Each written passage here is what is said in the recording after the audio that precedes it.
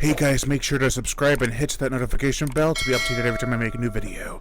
Thanks, let's begin. Don't dirty the suit.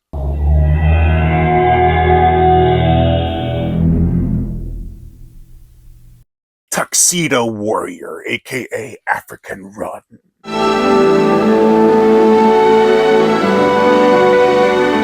I'm gonna pull it out of the case because it's really all about that. This is part of the bloody legend Cliff Twemlow set from Severin Films. It is also the first movie in the set. There's a documentary beforehand, but I haven't watched it yet. It's a 1982 drama, action, crime thriller from director Andrew Sinclair.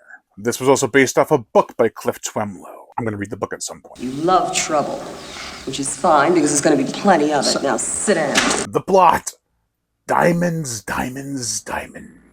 It usually does not end well when you have these crystallized minerals at the beginning of your story. So is the case of a bar owner who now has them in his possession. The police are getting restless and testy, and it's only a matter of time. What will be the outcome?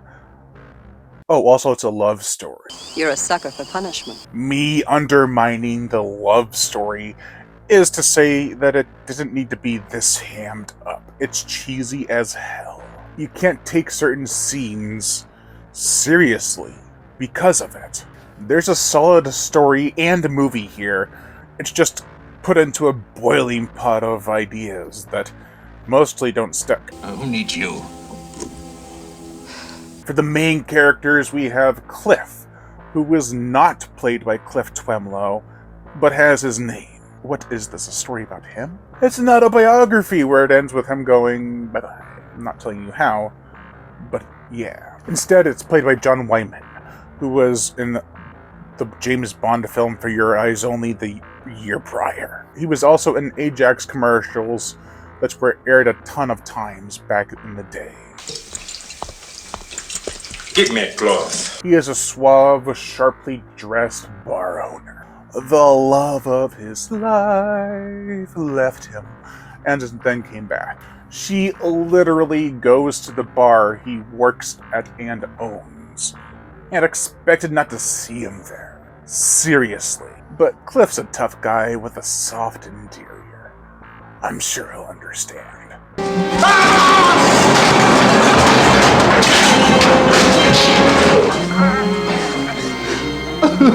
They really try to pull at your heartstrings, but it's so spontaneous, it's downright spastic. I do like the actor, but I wish the script was stronger. Lisa, played by Carol Royal, is the one that got away. Or, in this case, ran away. She tells Cliff she ran away, to forget who she was before she met him. She is literally blaming him for her gambling addiction, and then trying to pass it off as if she's some sad excuse for a woman. I lost it at the tables. I couldn't stop. I had to lose. He's ruined now because of me. Cliff, my dude, you can do better. Sally, played by Holly Palance, who is Jack Palance's real-life daughter, is a photographer, I think. She comes to take pictures of wildlife, but is domineering and a shit-talker. But even then I think she would have been a better fit for Cliff. Doesn't help that she disappears right before the climax. He's 10 times round the world alone. Better make it lucky 11. Wiley, played by John Terry, is Lisa's actual husband. He desperately wants her to love him. But she's so hung up on Cliff ever since they gambled at his bar. He's pathetic. He gets beaten up, and even lets Cliff take her out on a horse ride. By themselves, you filthy fiends.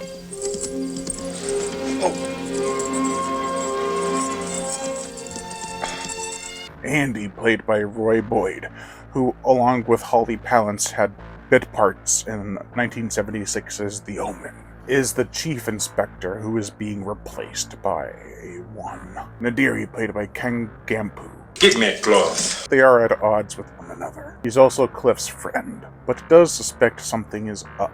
Cliff Twemlow is actually in the movie as a greedy bouncer, who is recruited for the bar off screen and then gets his ass kicked. Cliff versus Cliff. Classy?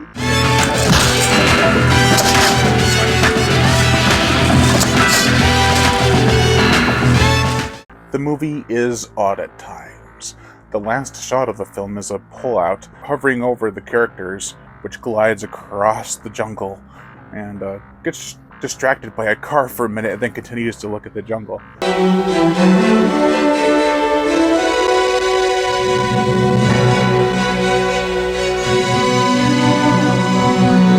It also doesn't know what it wants to be. Action? Adventure? Barely. Drama? Oh yeah. For the gore, the effects, we get some blood and some pummeling. It's not really violent, save for a dry yet effective headshot. It's very cheap, especially in the effects department. The amount of T and A in the film would be enough to garner an R rating. So, really, no blood needed. For the motion picture soundtrack, it's a melodrama. Therefore, the music is as sweeping as the shots of the waterfalls. It'd be the perfect fit for some soap opera drama. They also have some bass and drum-heavy prog rock sections that are humorous and catchy.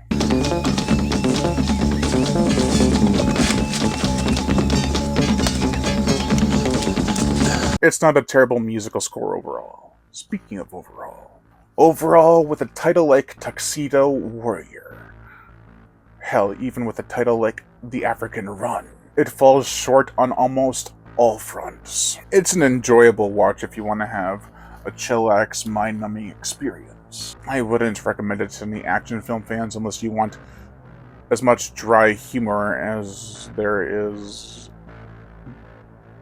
no blood.